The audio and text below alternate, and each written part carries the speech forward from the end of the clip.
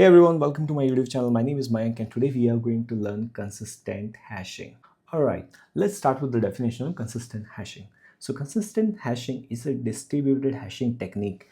Okay, this is very important thing to remember. Consistent hashing is very helpful when it is a distributed architecture, and mostly we know all of the architectures in modern world are distributed. That's why it's very popular. If it weren't be distributed, a traditional hashing would suffice. Okay, so consistent hashing is a distributed hashing technique that maps keys and servers into same hash space such that when servers are added or removed, only a small subset of keys needs to be remapped.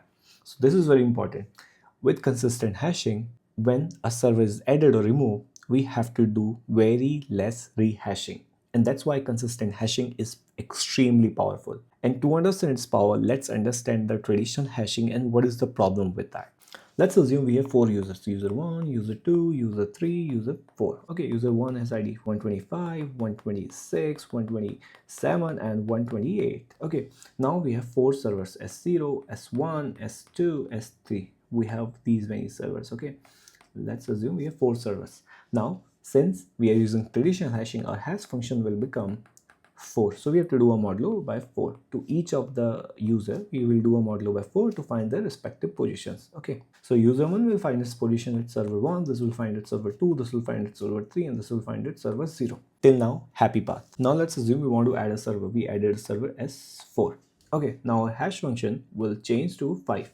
So we have to again do a modulo for each user. So we have 4 users. Again, the users are same, only the servers are increased, 127 and 128. Okay, but since this time we are using traditional hashing algorithm and number of servers is 5, we are going to do a modulo by 5, not by 4 but by 5, because the traditional hashing technique that we are using. So user 1 will get mapped to server 0, this will get mapped to server 1, this will get mapped to server 2, this will get mapped to server 3.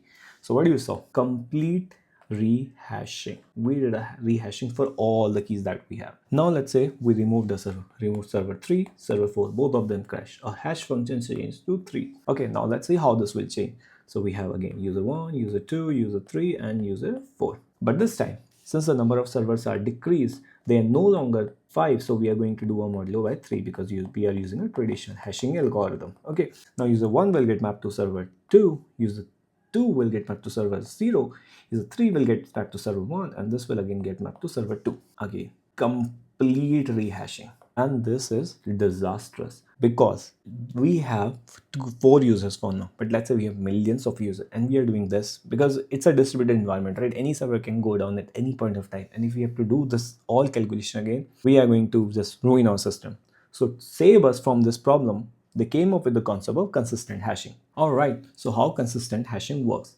So consistent hashing is a distributed hashing technique to efficiently distribute data across multiple servers that we understood previously. But how is it doing that? So instead of using traditional hash, in consistent hashing, we don't use a traditional hash. Instead, we have a circular hash space or a logical ring. With large and constant hash space, both server and keys are mapped to position on this hash ring using a hash function. In short, in consistent hashing, we have a circular logical ring. It's not a physical ring. We just consider it as a circular ring, and we map servers on those ring. And you can see the ring here. This is the ring. This is the ring that I'm talking about. This is the ring. Okay. Now, what is the working of it? We use a large fixed hash space ranging from 0 to 2 to the power 32. Okay, we are using 0 to 2 to the power 32 minus 1 because we are using a 32-bit hash function. You can even use a 64-bit or 128-bit or any other. Okay, you can use any other based on your demand, but generally this suffice. Okay, and always make sure it should be a power of 2. That will be very helpful to calculate. Okay, so now this creates a logical circular structure that we saw here.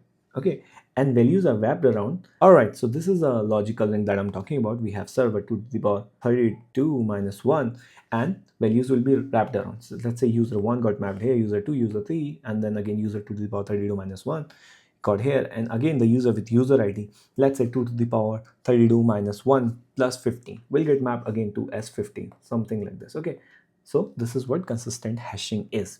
It creates a logical ring. Now we'll understand how consistent hashing helps us in case of addition or deletion of a server, because till now, yeah, we understand it's a logical ring, but It seemed kind of similar with the traditional hashing, right? But now the magic will come when we want to add or delete the server. There it will be a magic. Now let's understand the example of adding a server. Let's say we have three servers, S0, S1, S2, and we have same number of users, user 1, user 2, user 3, user 4. Now servers are placed in this ring, and let's say these users are mapped to each server, just like we saw earlier. The user 1 is mapped to server 2, and user 2 is mapped to server 0, user 3 is mapped to server 1, user 3 is mapped to server 1, and user 4 is again mapped to server 2. This is a happy path that we saw earlier also. But now let's say we want to add a server. Let's say a new server came in, server 3. This new server came in.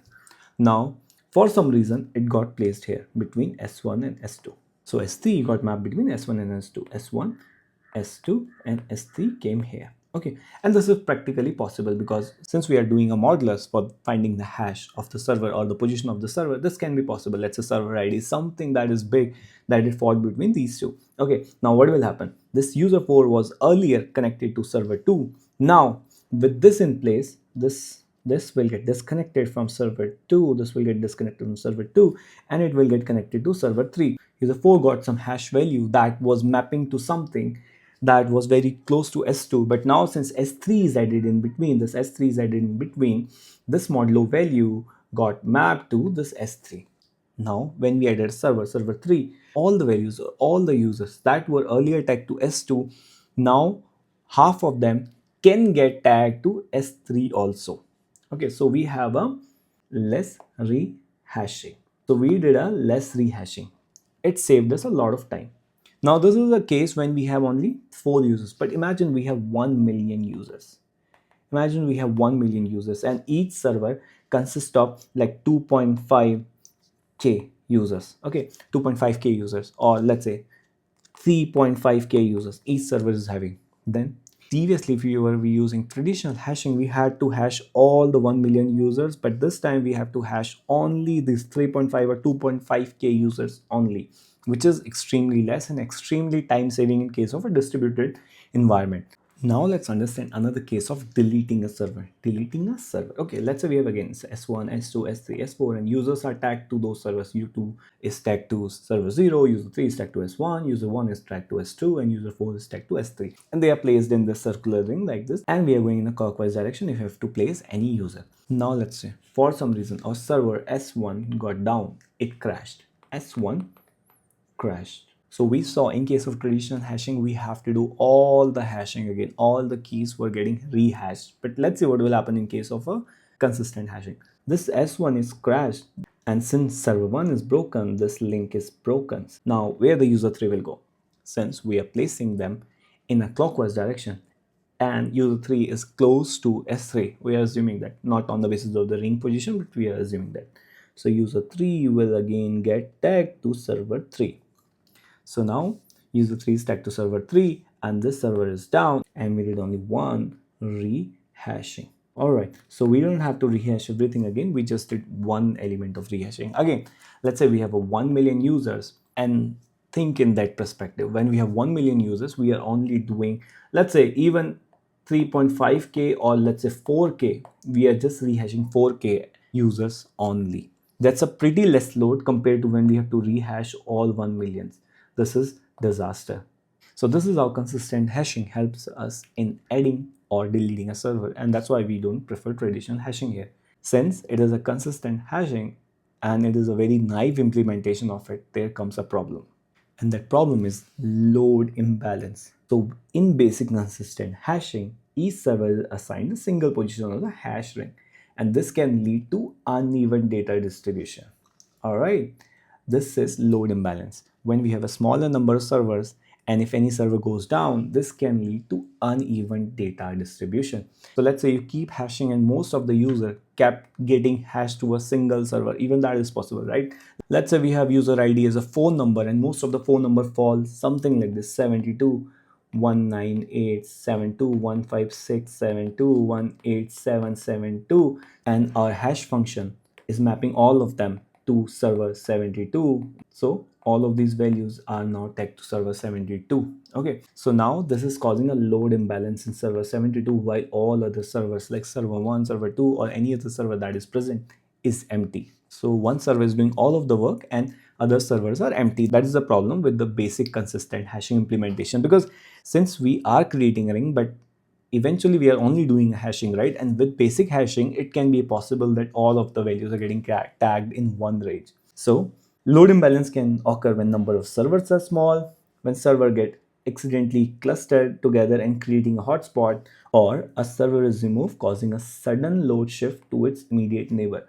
Yeah, that can be the case, right? Let's say many keys are mapped to server 2 and many keys are mapped to server 3, and we have more servers also, S2, S1, S4, S5. But let's say 5 million keys are mapped here, 5 million keys are mapped here, and only 1 million keys are mapped to these other servers. Okay, now because of this load imbalance, many keys are mapped to server 2 and server 3 only, and server 2 went down. And its immediate neighbor is S3 where the hashing is placing them. So all these 5 millions are going here and it's 10 million.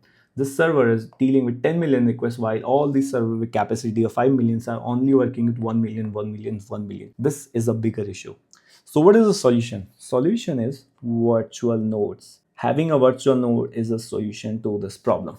So what is virtual node? So instead of assigning one position per server, okay, instead of assigning one position per server in a consistent hashing ring that we have created, each physical server is assigned multiple positions, or we call virtual position.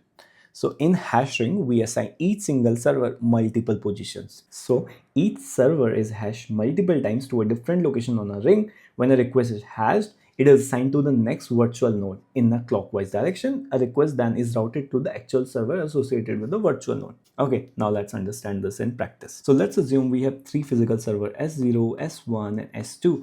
And this is located at position 0, this is located at position 50, and this is located at position 100. So this is located at position 0, S0. This is located at position 50. This is S1, and this is located at position 100. Now what will happen if S0 fails? All the keys will get reassigned to S1. All right, these keys get reassigned to server 1. They are dealing with 1 million, let's say 1 million, 1 million, and 1 million. Now after keys reassignment, it is dealing with 1 million more. That makes it 2 million. They could have evenly divided the load. Let's say it could have been 50 million here, 50 million here, but no, this got 1 million because we are using basic consistent hashing, and we are now dealing with 2 millions, which will put more load on our server 1. Hence, we use the concept of virtual ring. So how virtual ring will help us? Let's understand that. Again, let's assume we have three servers, S0, S1, S2. S0 is located at 0 position, S1 at 50th, and S2 at 100 position. Now what will happen with the virtual node? We have S0. We created three virtual nodes, V3, V2, V1. And then S1, then S2. So we created three virtual nodes for each server where V1 is the original server position. Okay, so S0 got mapped to position 0. S0 virtual node 2 got mapped to position 60. S0 virtual node 3 got mapped to position 110. Same here, 50, it got mapped at 50, it got mapped at 120, it got mapped at position 20. Same with S2. S2, but original node got mapped to 100, which was what we had in that variation of consistent hashing. But the S2 virtual node V2 got mapped to position 30, and S2 virtual node 3 got mapped to position 70. Now let's see how these virtual nodes will be placed in our consistent hashing ring.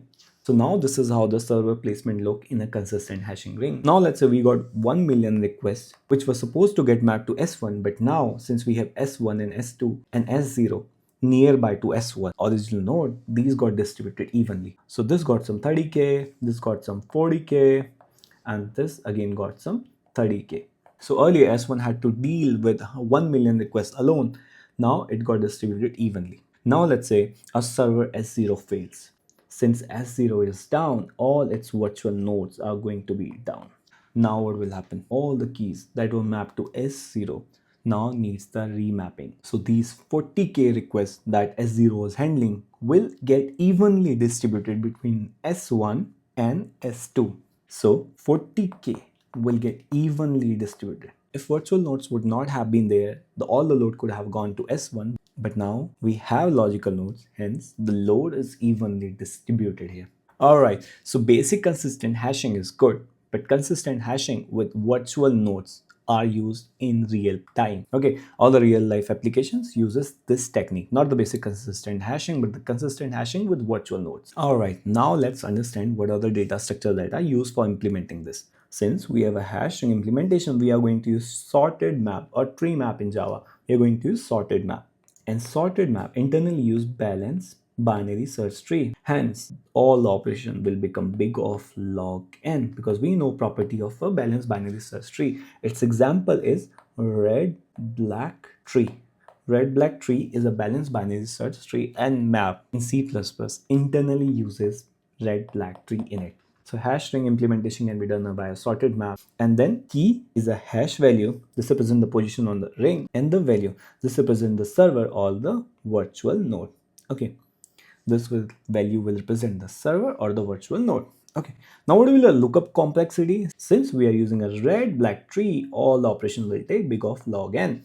Same, finding a server for the key will again take big of log n because insert and search in BST in red black tree takes big of log n time, where n is number of nodes or the number of servers. Alright, so this is what consistent hashing is. So consistent hashing with virtual nodes is the one that is the way to go. So I hope you enjoyed this video. I'm trying to make videos on all of the system design concepts. So if you haven't subscribed, please subscribe. I'll try to upload the code for this on my GitHub profile and link it in the description. So make sure to check that out, and thank you very much for watching.